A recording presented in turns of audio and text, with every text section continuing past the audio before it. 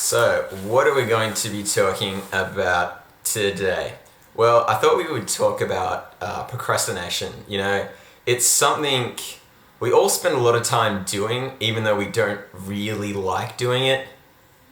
No, actually, no, we kind of do enjoy it. It's kind of like, you know what I mean, like eating a whole cake to yourself. It's like, you really enjoy it at the time, but then afterwards you're like, ugh, don't feel good about myself. And I think that's probably the guilt and stuff like that. But procrastination, is it bad per se? I think it depends. Like, procrastination, the way a lot of people use it, isn't good. So what it kind of revolves around is like, there's a priority one thing you should be doing. Like, there's something you should be directing your focus and your attention to, but you don't want to do it. Like, your mind, for whatever reason, just doesn't want to deal with that matter. So it looks for distractions. It, gives you that urge in your, kind of consciousness where it's like, yeah, let's do something else. And normally you fall for that temptation. Or, well, maybe you fall for the temptation. Some people, I don't know, some people would claim that they don't. I mean, I think if you're like me, and I'm going to assume you probably are pretty similar, like maybe 40% of the time you can resist that urge, but a strong 60 to percent of the time, you're probably going to procrastinate and do something else, right? And not focus on what you should be. And that's not ideal, especially if you waste that time and, you don't use it for, a good endeavor, I guess. But if you use it for something like streaming, you're meant to be doing something, but instead you decide to stream or, you hop on social media, you watch YouTube videos endlessly, you just find any old excuse. Or even another classic example is you wash your clothing or something like that. You just kind of do anything else besides actually what you're meant to be doing. And I think if you waste it like that, like just bumming around the house doing not a whole lot of anything, I don't think that's worth it. I think that's where procrastination is bad.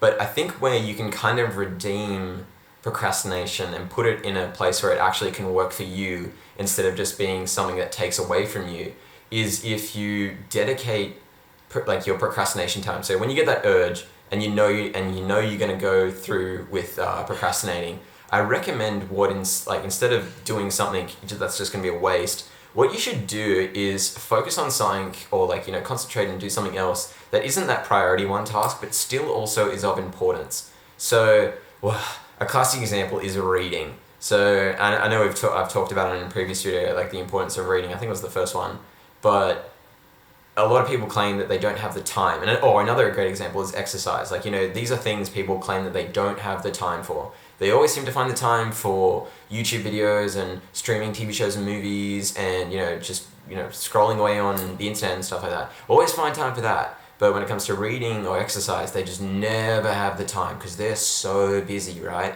Well, what I recommend is instead of spending that time wasted, move it towards things like that, reading or exercise or things that are maybe not the number one priority, but might be 3 or 4. So you can then do those things during that time that you're procrastinating. And then hopefully once you've kind of done a bit of that, your mind kind of goes, no, I want to do something else. And then hopefully you'll have the ability or, maybe you'll make the jump to actually doing the thing you should have been focusing on in the beginning.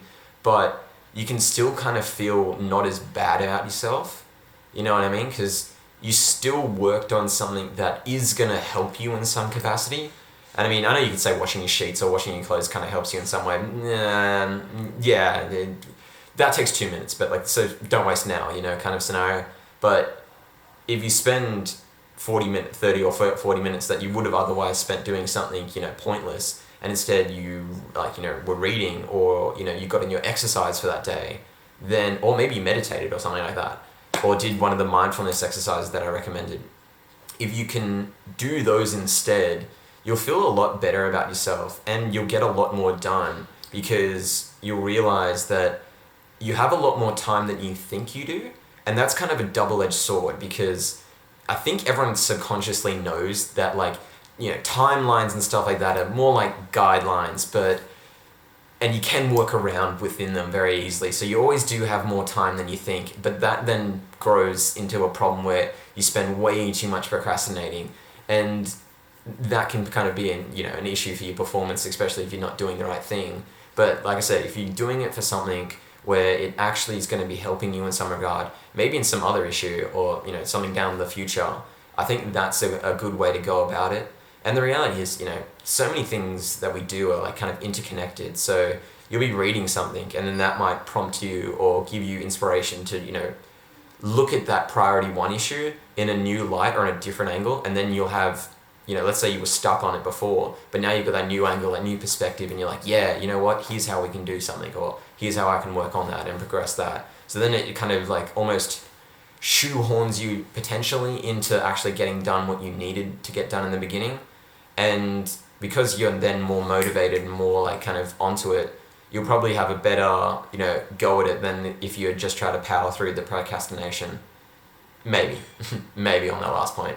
But yeah, I think that's where you should head. Anytime you have that urge, look to the book you're reading, or, you know, get on, like, you know, get an exercise mat or something and then do some body weight, you know, exercises, or just go for a run or something like that, or meditate.